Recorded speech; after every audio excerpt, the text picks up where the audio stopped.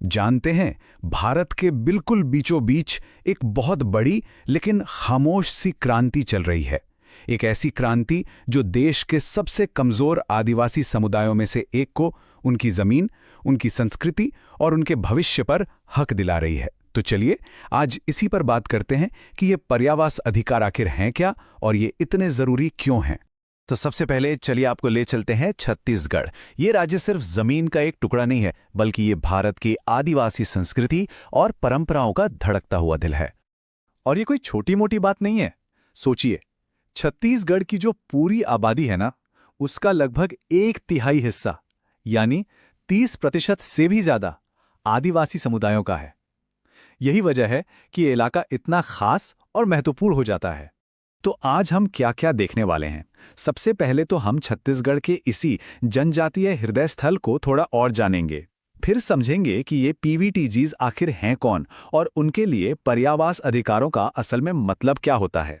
इसके बाद हम कमार समुदाय की एक बहुत ही प्रेरणा देने वाली कहानी देखेंगे और अंत में ये समझने की कोशिश करेंगे कि ये अधिकार किसी भी समुदाय के भविष्य के लिए इतने मायने क्यों रखते हैं।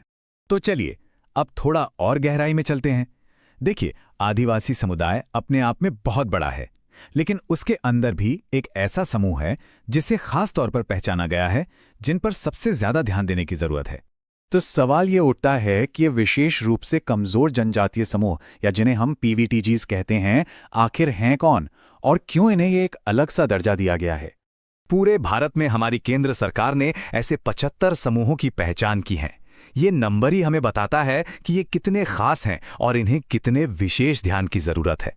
अब देखिए, किसी भी समुदाय को पीवीटीजी का दर्जा ऐसे ही नहीं मिल जाता। इसके लिए कुछ बहुत ही खास क्राइटेरिया हैं, जैसे कि उनकी जीवन शैली आज भी वैसी ही हो जैसे सदियों पहले थी। वो खेतीबाड़ी पर कम और शिकार या जंगल से चीजें इकट्ठा करने पर ज्यादा निर्भर हों। उनकी आबादी या तो बढ़ नहीं रही हो या फिर घट रही हो और उनमें पढ़ाई लिखाई का स्तर लगभग 0 के बराबर हो। ये बातें दिखाती हैं कि वो समाज की मुख्य धारा से कितने अलग और असुरक्षित हैं। चलिए वापस छत्तीसगढ़ लौटते हैं। तो पूरे देश के उन 75 पीवीटीजी समूहों में से 7 तो यहीं रहते हैं। इनमें से 5 को केंद्र सरकार ने मान्यता दी है और 2 को राज्य सरकार ने। और यही बात छत्तीसगढ़ को इन समुदायों के संरक्षण के लिए एक बहुत ही अहम जगह बना देती है। तो अब आते हैं मुद्दे की बात पर, पर्यावास अधिकार। और यकीन मानिए, इसका मतलब सिर्फ रहने के लिए एक घर या जमीन नहीं है। ये उससे कई ज्यादा गहरी और बड़ी चीज है। और ये कोई हवाई बात नहीं है। इसके पीछे बाकायदा कानून है। जो हमारा वन अधिकार अधिनियम 2006 है, वो साफ साफ कहता है कि पीवीटीजीज को उनके पर्यावास पर अधिकार मिलना ही चाहिए। तो कानून की भाषा में पर्यावास का मतलब क्या है? कानून कहता है कि ये वो सारे इलाके हैं जहां ये समुदाय पारंपरिक तौर पर मतलब सदियों से रहते आ रहे हैं। इसमें सिर्फ उनके गांव ही नहीं, बल्कि वो जंगल, वो जमीनें, सब कुछ शामिल है जिस पर समुदाय का अधिकार रहा है। तो आसान भाषा में समझें तो पर्यावास सिर्फ जमीन का टुकड़ा नहीं, बल्कि उनकी पूरी की पूरी दुनिया है।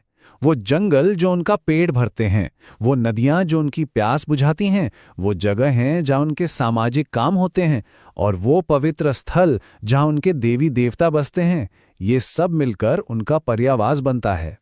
अच्छा, ये तो हो गई थ्योरी की बातें। अब एक असली कहानी देखते हैं कि कैसे इन अधिकारों को जमीन पर हकीकत में बदला गया। तो ये कहानी है कमार समुदाय की, जो छत्तीसगढ़ के धमतरी जिले में रहते हैं। बात है साल 2021 की, जब यहाँ एक बहुत ही ऐतिहासिक पहल शुरू हुई, एक पायलट प्रोजेक्ट के तौर पर। अब देखिए, इन अधिकारों को देने से पहले यह समझना बहुत जरूरी था कि उनका समाज काम कैसे करता है। उनका अपना एक सिस्टम है जो सदियों से चला आ रहा है। कुछ परिवार मिलकर पारा या टोला बनाते हैं और फिर कई पारा मिलकर एक पाली बनाते हैं। इस पूरी प्रक्रिया में उनके इस पारंपरिक ढांचे का पूरा सम्मान किया गया। और सबसे अच्छी बात क्या थी पता है? ये कोई ऐसा फैसला नहीं था जो ऊपर से थोप दिया गया हो। नहीं, बिल्कुल नहीं। इसमें सरकारी अफसर, यूएनडीपी जैसी संस्थाएं और सबसे जरूरी खुद कमार समुदाय के बड़े बुजुर्ग सब एक साथ बैठे थे, एक दूसरे की बात सुन रहे थे। ये सफर जरा भी आसान नहीं था। इसमें कई सारे स्टेप्स थे। सबसे पहले तो समुदाय के नेताओं से लंबी लंबी बातें हुई, उनकी संस्कृति और जीवन को समझा गया। फिर हर अधिकार को कागजों पर उतारा गया। आसपास के गांव से भी बात की गई ताकि कोई झगड़ा ना हो। और आखिर में ग्राम सभा यानी पूरे गांव की मीटिंग में इस पर मोहर लगी। तो कमार समुदाय ने तो ये कर दिखाया, पर सवाल ये है कि इसका असली मतलब क्या है।